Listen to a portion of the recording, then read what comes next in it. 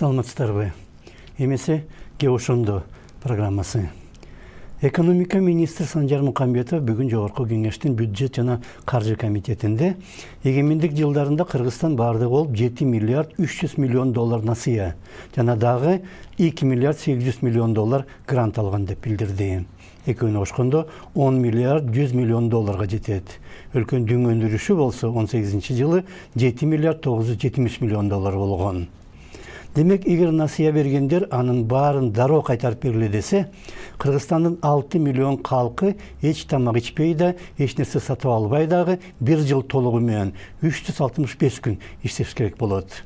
Ошол эле учурда Кыргызстандын жалпы карызы азыр 4 миллиард 450 миллион доллар, анын ичинде 3 миллиард 780 миллион доллар тышкы карыз. Мамлекет кичтегине чейин карызга баткан. Үстүбүздөгү жылдын 1-5 айында эле өкмөт карыздар менен алардын сүтүн төлөө үчүн мамлекеттик бюджеттен 10 миллиард 680 миллион сом бөлгөн. Бул 150 миллион доллардын тегерегиндеги каражат. Жалпы карыздын көлөмү менен салыштырганда эч нерсеге жарабаган акча. Бюджетке жыл сайын 8-9 миллиард сом төгөт деп макталган Кумтөрдүн акчасы тышкы карыздын 4 айлык эле сүтүн төлөөгө араң жетет. Мисалга, калкы Кыргызстандыкынан 2 эсе аз Армениянын дүң өндүрүшү 11,5 миллиард доллар. Калкы биздикинен 1,5 эсе аз Грузияныкы 15 миллиард доллар. Ошондо эки өлкөнүкүн бириктиргенде Кыргызстандыкы менен дээрлик тең 6,5 миллион эл болгон Армения менен Грузия Кыргызстандыкынан 3 эседен көп 26 миллиард доллар дүң өндүрүм чыгарат. Калганын биз уурдап алабыз. Bir кезде Михаил Салтыков-Щедрин мынтип айткан: "Эгер мен уктап калып 100 жылдан кийин мени ойготуп Орусияда эмне болуп жатат деп сураса, уурлук уланып жатат деп жаңылбастан айтмакмын" деген. Дагы бир башка жолу Салтыков-Щедрин Орусиянын мыйзамдары катаал, бирок эл ал мыйзамдарды эч аткарбастан катаалдыктан кутулуп кетет деп айткан.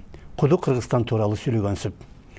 Министр Мукамбетов бүгүн парламентте сырттан 28 жыл ичинде алынган 10 миллиард 100 миллион доллар насыя жана гранттардын ичинен 2 миллиард 150 миллиону энергетика тармагын өнүктүрүүгө жумшалган деп билдирди. Бул жалпы көлөмдүн 5тен 1-инен ашык. Кыргыз жетекчилиги мынча көп каражатты энергетикага коротуп, аны жалпы экономиканын локомотивине айлантууну көздөгөн. Бирок натыйжада эмне болду? Мисалга, Датка менен Гемин көмөк чордондорунун ортосунда чубалгы тартууга 390 миллион. Ал эми Бишкектин жылуулук борборунун 3төн 1-ин модернизациялоого 386 миллион доллар насыя алынган.